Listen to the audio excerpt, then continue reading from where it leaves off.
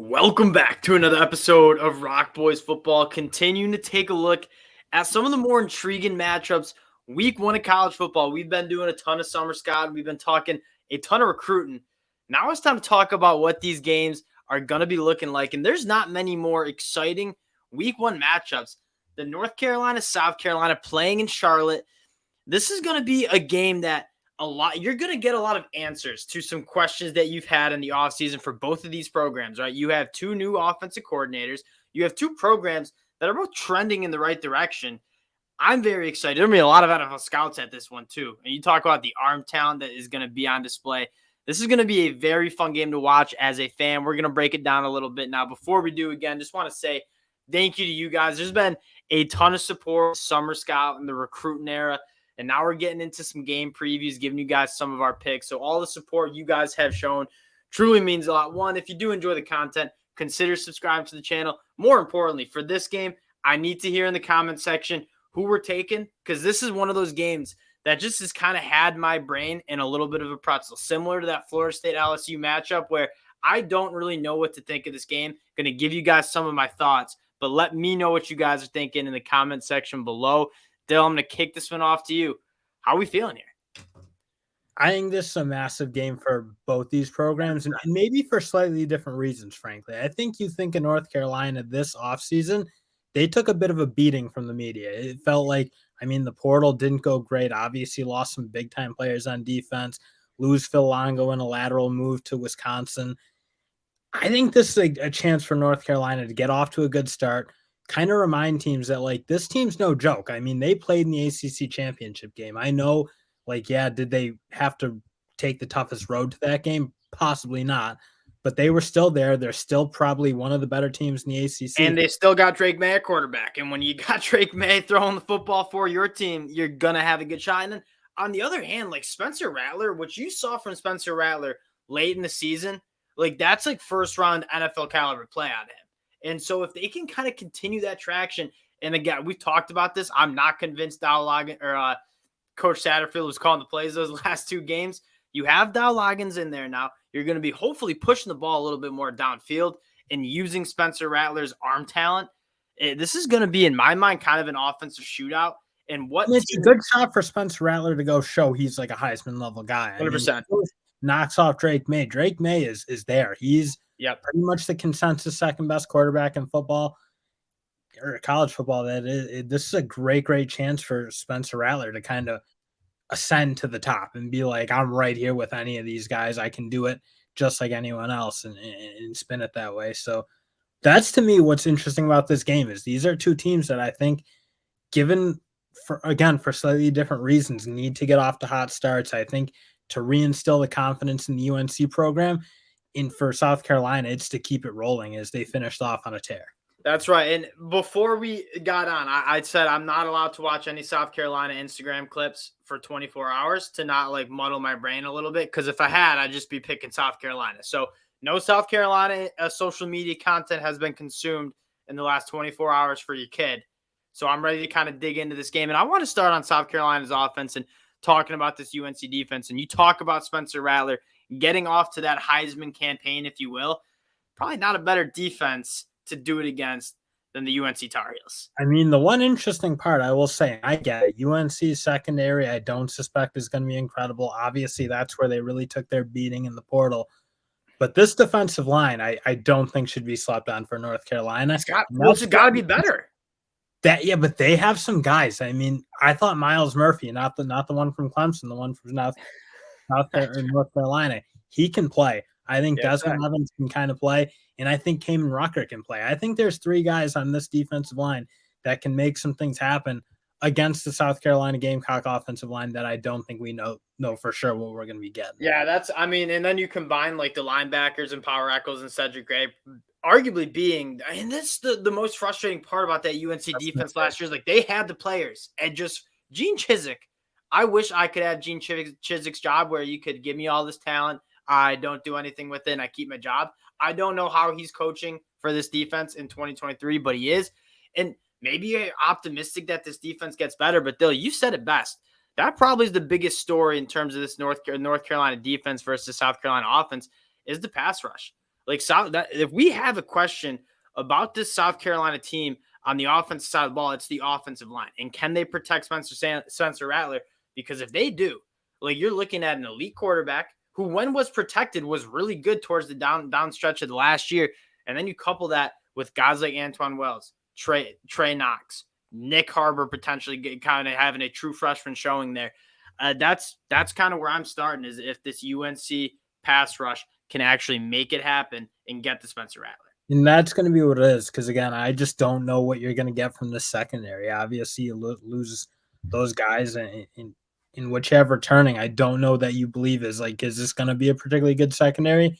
They might show us something, but last year in what they lost doesn't make me think, or doesn't give me a ton of promise. But I will say I do think if they're going to stop him, I think they can get after Rattler a little bit. And I don't think South Carolina has the firepower to just jam it down their throat like Notre Dame did. When this team struggled, it was with heavy running backs who could bulldoze them, and I just don't see South Carolina doing it. So that it's going to be an interesting matchup because they both have ways to exploit each other. It'll be like whose better parts can kind of win out in a sense.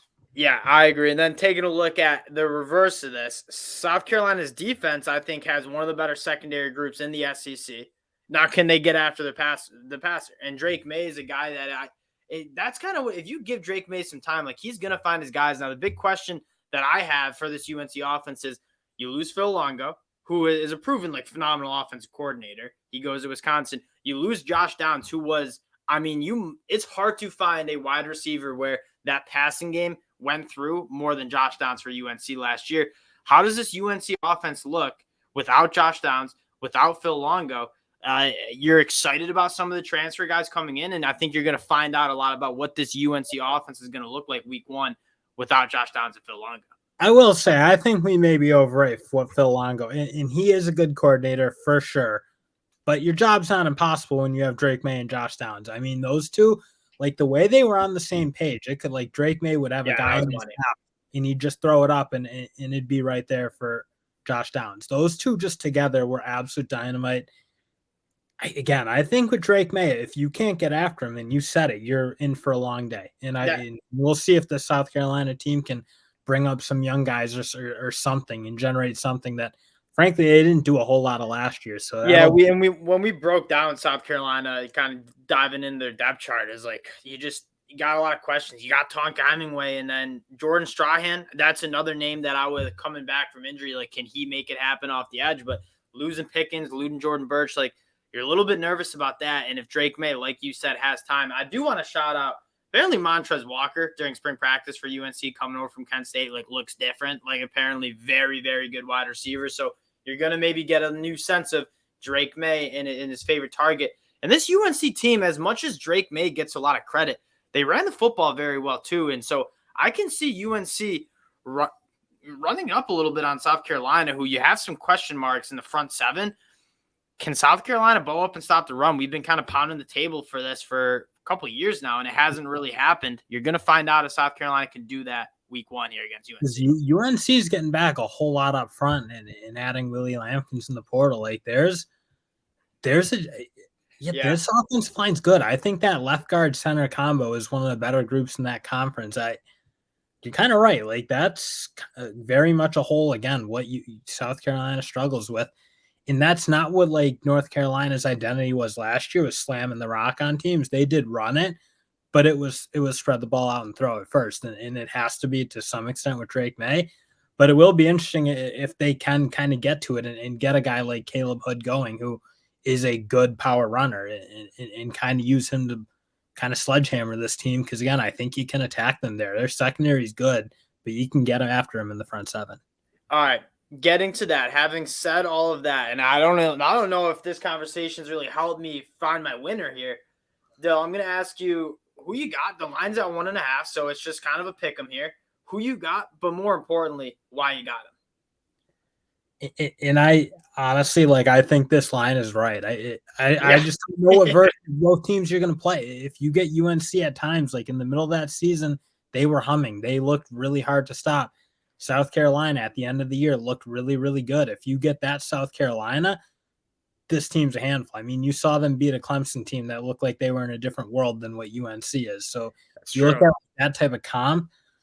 But again, Drake, the issue is Drake Maye, he's the best player on the field, I'd say, in this game. And when you have the best quarterback, Caleb Williams at USC, you can win a lot of games you maybe shouldn't win. I mean, I'm probably slightly lean to South Carolina just because I think the program's going in a slightly better direction with a little bit more momentum. But if Drake Maye takes over, he's very tough to beat. I think I'm going South Carolina too. And I think you said it best. You look at these two teams to close out the season in 2022. South Carolina looked like a bona fide top 25 team. UNC, not so much. Right, losing to Georgia Tech, NC State, lost their last 4 games. I don't know how this defense gets better. Unless it just gets better in terms of the scheme, because I don't think the personnel has gotten much better. If UNC's defense can take some strides, I could see them pushing South Carolina. They're going to push South Carolina regardless. They have Drake Maye, so they're going to make it tough. I mean, if they have Drake Maye, they're going to have a chance in every game, I think. Yeah, but I think you got to give me the Gamecocks here. I think there's a little bit more momentum, and you said it best. You saw UNC play Clemson and get their doors blown off, for lack of a better term, and you saw South Carolina beat Clemson on the road. And so I'm going South Carolina. I think they got a little bit more momentum heading into 2023, and I hate to say it, but the vibes. I think the South Carolina vibes, and I'm telling you, I didn't look at any South Carolina social media content in the last 24 hours. I still have the vibes that this South Carolina team is in a little bit of a better spot. Now, we'll take a look more at this game as we get into fall camp, as some more storylines continue. But Dylan and I, we've been talking about this for a while. Wanted to hop on, give you guys some of our early ideas on what this game might look like. Again, appreciate you guys for checking the boys out. We appreciate you guys. If you do enjoy the content, consider subscribing to the channel, and we'll talk to y'all later. Peace.